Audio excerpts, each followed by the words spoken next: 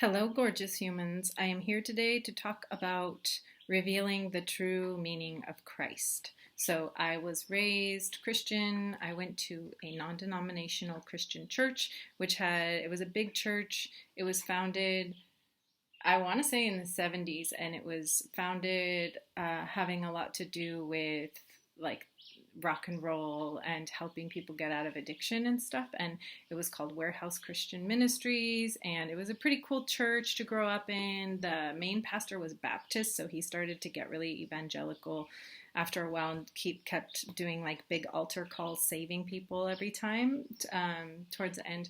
But the other pastors were different denominations, different kinds. It didn't matter. The main thing, it was Protestant, so they encouraged our direct relationship with God. And then in addition to going to a Christian church, I went to a Baptist school for 9 years, where they told us that it was just as important to memorize the books of the Bible as it was to learn the alphabet. And we were made to memorize scripture, and I honestly had a pretty good experience there. It wasn't too traumatic. I remember being shamed about sensuality a couple times, which was kind of shitty. Just even as a little girl, not even trying to be sensual, having teachers give me dirty looks and saying, like, accusing me of trying to be sexy when I can't help it if I'm sexy. But anyway, so that was negative. Also, they would hit us with paddles. And also, the school was called Colonial Christian Academy Baptist School and Church. And so it was the whole colonial mindset. And people don't always realize this, but Europeans were actually colonized also. And for example, like if you go to Mexico City, you see that the Catholics built their temple right on top of the Aztec pyramids. They actually took the rocks from the Aztec pyramids and built their Catholic church right on top of it, which just feels like such a slap in the face and such a disgusting act of disrespect. But that same thing actually happened all throughout Europe at the goddess sites or the many different nature deity sites, whereas pre-patriarchy, pre-Catholicism, there were lots of different nature sites, sacred sites that were places to go and to connect with other realms or to connect with the power of God through nature, like springs and just beautiful sites where they would go to make offerings and stuff. And so the Catholics did the same thing throughout Europe, and they built their sacred temples on top of these sacred goddess sites. And colonialism happened also really horrifically in Africa and everywhere. So we've all been colonized. My last name is Irish, so that means that my earth ancestors were also colonized because they used to have lots of different nature deities and spirits, and then they were brutally prohibited from practicing their traditions. But so does the pendulum of history swing, and now we find ourselves at the beginning of a new era. So we are really just a drop of sand in this huge, huge, huge, huge timeline of history. So being in these limited bodies, we can really only remember a tiny bit. But I grew up with a strong base in understanding the Bible and understanding the traditional message of Christianity. Of course, if you grow up in the United States, you see a big variety of how the Bible is interpreted and expressed. You see certain people speaking in tongues and singing rock and roll, and then you see more traditional things like the Lutherans and the Catholics and stuff. So I also went to a Catholic high school, so I was introduced to that, but it was kind of cool because it was from a mystical perspective, because it was about Saint Francis, who was a Christian mystic. So it was kind of a cool perspective. So overall, I got a broad background in Christianity as it's being taught in a traditional sense, from Baptist to non-denominational to Catholic. So I'm pretty well versed in what's being taught. And for me, it wasn't a particularly traumatic experience. Like I said, a couple times being shamed for my body, sensuality, or whatever. But besides that, overall, it was a pretty okay experience. So it's not like I'm rejecting it like from a place of like, how dare they? I mean, well, how dare they? But it wasn't that bad. But when I turned 14, I really decided, I made a commitment to myself that I was going to really find out what the absolute truth was, regardless of whatever that meant. Like if it was Jesus, I was going to find that out. And if it wasn't, I was going to find that out. And if it was polytheism, I was going to find that out. If it was atheism, I was going to find that out. Whatever. I was like courageously going to figure out whatever the hell was really going on. And so at first I just decided to just reject Jesus. But I really loved singing the hymns at church. So I would be singing and like rocking out, and then it would get to the word Jesus and I would just like bleep out the word Jesus so that I didn't have to be professing something that I wasn't sure if I believed in. And then I moved to Ecuador, and in Ecuador people were always talking about energy. I guess now that's normal, but for me at the time, that was like 20 years ago, it wasn't normal. And so I was like, everyone's talking about energy, the energy of the ocean, the energy of the jungle. And you could really feel these energies, the personality of the land, the spirit of the land. And so in my rejection of everything phase, in my adolescent phase of trying to get to the bottom of what the truth was, and when I first rejected Christ, I decided, but I was so used to praying and constantly being in communion with God that I had to pray to something, because it was excruciating to not pray to something. I was raised in constant conversation with God. When I was a little kid, I used to walk outside of my house. Like I remember being like 2, 3 and hugging the air, like hugging God. I was always connected with God in my own little mystical way. And then I just found vocabulary to express that through Christianity. But then, so then I decided I was going to figure out the truth, and I realized that the whole Jesus thing, as the church was teaching, it didn't really make sense, so I kind of rejected it at first. But rejecting it was really terrifying because of the hellfire thing. So I was like, I don't believe in Jesus. And then I was like, I'm going to go to hell. If I don't believe in Jesus, I'm going to hell. And then I was like, wait a minute. If there's no Jesus, there's no hell. And then taking that step felt really brave for me, because you're literally afraid of hell, So then, but what I had to do was I had to superimpose my Christian God personality that I had in my psyche, and I just turned it into the ocean, because that was the most powerful thing I could think of, and the most powerful force of nature, and the thing that I felt most connected with, and the thing that inspired the most awe in me. So I basically just began to pray to the ocean, as I would pray to the Christian God, like, dear God, please help me, whatever, but to the ocean. Or sometimes I would like ask the river to take the prayers to the ocean. So I went through a whole exploration in my youth around connecting with nature and figuring out how God exists. And not at this point in my life, I call myself an all-theist, because I actually believe in everything, and I have studied many religions, and I believe in all of them, and I believe that they all hold a piece of the puzzle of consciousness, and they all unlock certain doors for us to connecting with God. So we're wanting to connect with God, who actually is already inside of us and is us. And we live in a dark age, what the Hindus would call the Kali Yuga, which basically means that there's thick veils over our remembering of who we truly are and our own inner light. So anyways, when I started to take psychedelics, I started to understand the real meaning of Jesus. Like, I had already kind of come to terms with Jesus. I was like, okay, first I was like, it's not real. It's all a bunch of bullshit. And then I was like, well, oh, he was cool. He was a good person. He's a master. He's a teacher. But when I started to take psychedelics, it became crystal clear for me how he fits into history and what he was actually saying. So the people who decided which books stay in the Bible and who got to edit the Bible and who got to enforce the structure of the church were not people who really were there for your empowerment. They were the very people who were brutally colonizing and conquering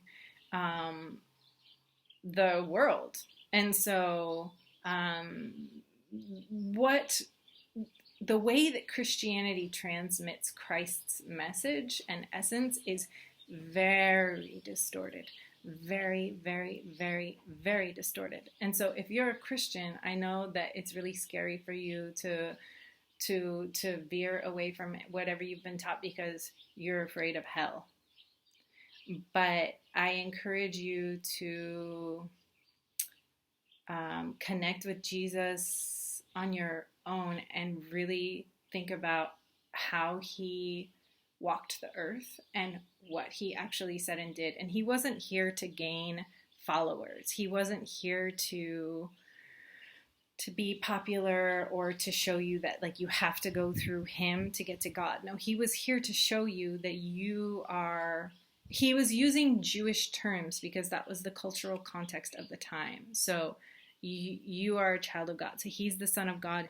You are the son and daughter of God. So I'm here to tell you that the church itself is extremely corrupt, okay? Do you know how many children the church has raped and kidnapped? And do you know how much esoteric knowledge, power, magic they have that they do not want you to have access to? They do not want you to be empowered. That's why the story about Christ that they're telling you is disempowering. Bow down to him. Oh, you're a sinner. Oh, you don't deserve. Okay? But Christ came here to empower and to activate God in you. So, like I said, I know for some of you it will be really scary to take that step because you're literally afraid of going to hell. So, I don't know, eat some mushrooms and ask for the truth.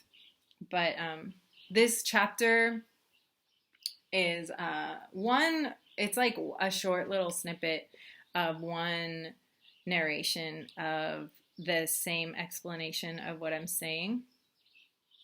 So just so you can hear it from another source. And honestly, I could go through all my books and take out excerpts of people who are explaining Christ's actual message in the same way, but I'm just planting some seeds. Like, you might not be ready to swallow it all the way right now, but Christ's message is really important, and the prophecy is being fulfilled right now, and you are the second coming of Christ. Your awakened heart has the same potential for mastery as Christ. Okay, so I'm just going to read you this. So this is a book, it's actually from the 90s, the Palladian workbook. It has a lot of really good exercises, kind of like psychology, spiritual exercises for releasing trauma and opening ourselves up to be able to hold more light, to prepare us for this collective ascension that we're going through right now, into this collective awakening that we're experiencing. And we're at the very beginning. And this book is interesting because, like I said, it was written in the 90s, and so some of the dates don't match up. Like, they thought that we would be ascended like way sooner than we are, but dates are subjective. The calendars have also been messed with. The Ethiopian calendar is different than this calendar, which is different than the moon calendar. So whatever. Also, prophecies are not set in stone. Prophecies are basically just assessing the energies and which direction they're moving and how fast they're going. But it is undeniable that what we are experiencing right now is the fulfillment of a time that has been predicted by the Incas, the Hopis, the Christians, and many, many others. The Mayans. Okay, so here's a little... hopefully this is more concise for you than just my rambling. All right. Okay. If we, as a human population, are to make the quantum leap into Christ consciousness, many people will need very specific healings and openings to prepare for it. So that's kind of what this book is offering, is different healings and openings. And that is the sole purpose of Palladian Lightwork. So Palladians are a collective consciousness. This is interesting to explain to you if you haven't been introduced to these concepts. So as we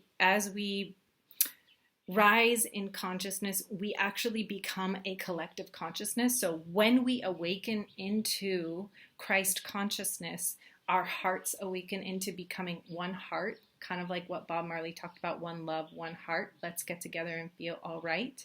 So we actually link up at the level of our hearts and we become a collective one love consciousness where we are dancing together, metaphorically speaking, and we are instantly manifesting together. So I think something with my heart and you come as the answer to my prayer, because we are all intertwined on this level, co-dreaming this heaven on earth together. So we're all dreaming from our hearts, and the hearts are synchronized. So when we receive messages from higher consciousnesses, which these could be considered aliens, but what they are interdimensional beings and even aspects of ourself on a higher plane, a more evolved version of ourself.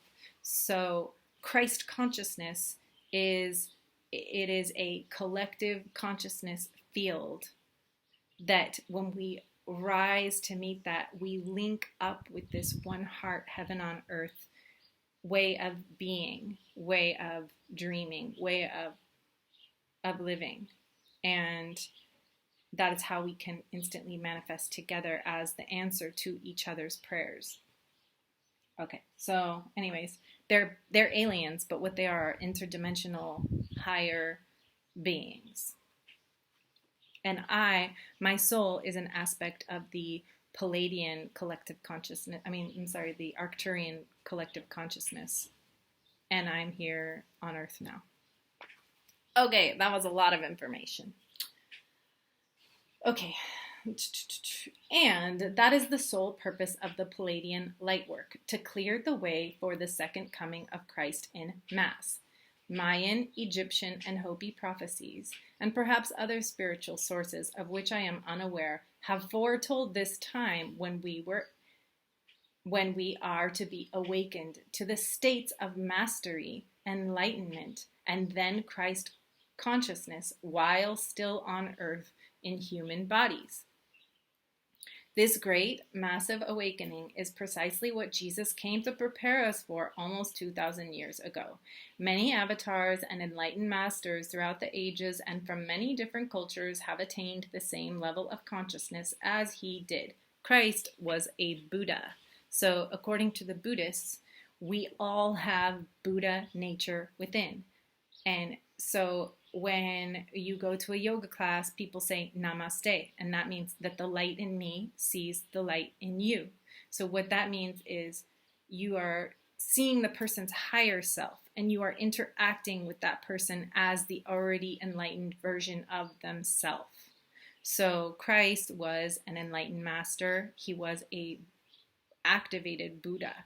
But the Buddhists say that this potential for enlightenment and awaken and activated Buddha exists in all of us. So to bring out the best in someone, we see the light in them. We see the enlightened version of them, the Buddha in them.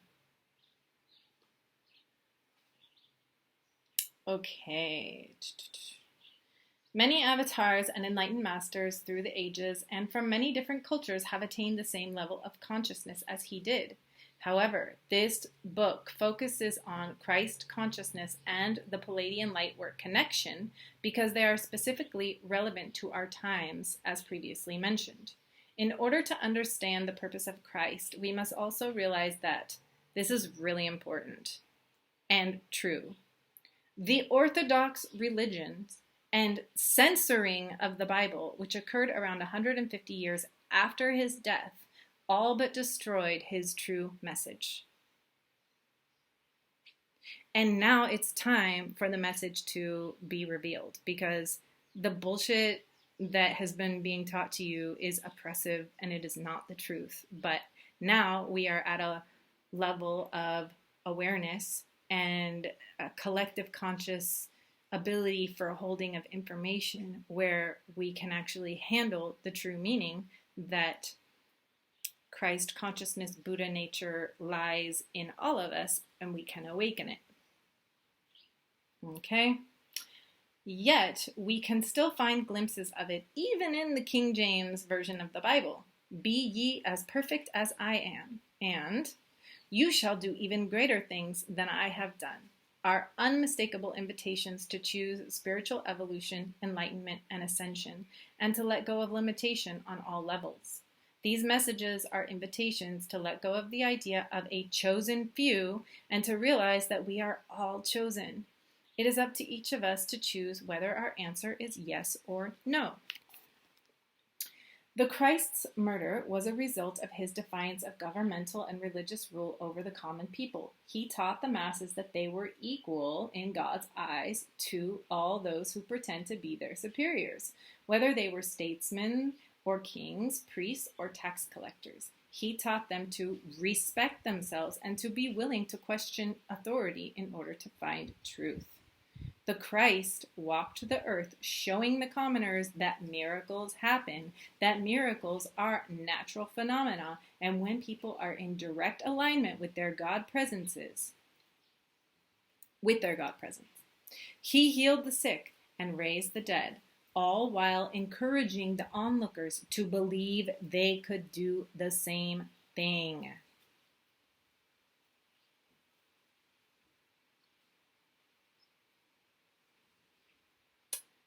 Okay, where am I? Okay. When he said that he was the Son of God, he was also telling people that they were the sons and daughters of God. He told people God loved them and wanted them to be well and happy. He brought that about in his followers and listeners in order to demonstrate it. So you have to remember that he had to speak in the language of the time also, right? So that people could understand him. And so he was using language. His disciples were both men and women, by the way, were from all walks of life, common people, wealthy people, and members of goddess temples like Mary Magdalene, who was also his wife. There were thousands of disciples by the time of the crucifixion, in addition to the 12 spoken of in the Bible. All of these disciples opened spiritually to gifts of healing, prophecy, and visioning. They proved that what Jesus said was true. One after another, the disciples performed miracles and even initiated others into spiritual awakening as the Christ did. So I'll just leave it there. I have so many books from so many different traditions, and they will all say similar things, but with a different voice. So I will sprinkle these seeds, and when the time is right, they will be ripe. So basically, this is the Great Awakening, and you are the second coming of Christ, and you don't need any savior, and you are creating heaven on earth through your own heart remembering of dreaming of linking up with the innate dream that we have to create peace on earth and to remember that there is enough for everyone. And actually, scarcity is manufactured. Mother Earth is so abundant. She is so abundant. I recently went through a hurricane in Mexico, and as the people I was staying with were preparing, they knew stores were going to be closed. They knew that the roads were going to be covered in trees and that cars wouldn't be able to get into the town. And still, they got like 2 rolls of toilet paper. There was no hoarding, and there were no shortages. I mean, maybe minor shortages, but we got enough water for a couple days and enough toilet paper for a couple days. And there was no hoarding, and everyone worked together. So when we don't hoard resources, whether that be water or toilet paper or food or money, there actually is no shortage because Mother Earth endlessly gives to us. She is so abundant. And let me just give you an example. If you have a fruit tree and you harvest the fruit tree responsibly and you tend to it and you also give it back your food scraps and everything, you then it'll just keep giving you fruit. It'll keep giving you fruit, and it'll even give you seeds to plant more, infinite, endlessly more, right? That is how abundant we are on earth. And but if you take all of the harvest at once, then there won't be any more. You'll just be left with a barren tree, and she'll feel overwhelmed by the fact that you took everything at once. So when we harvest responsibly, whether that be water or fruit or leaves, leafy greens from your garden, then we there's so much abundance. And actually, your poop is a gift to the earth. So you just need to think in a different way, and remember that we have everything we need, and we are innately abundant. We are the land of milk and honey. And when we remember that, that's also what we see around us. And also, you need to be careful because the food that they're selling you in the supermarket is actually poison. And you're better off growing your own food and trading with your neighbors. And I have a garden here in Mexico, and we are working on finding the right neighbors who also want to grow food to trade with and to just create our own whole ecosystem. So not only am I here telling you about the new earth and heaven on earth, I'm here being it and creating it one step at a time here on the ground. So if you're interested in being a part of my eco community here in Mexico, you can reach out. We have little plots of land that are very affordable around here, and we can help you get set up with everything you need.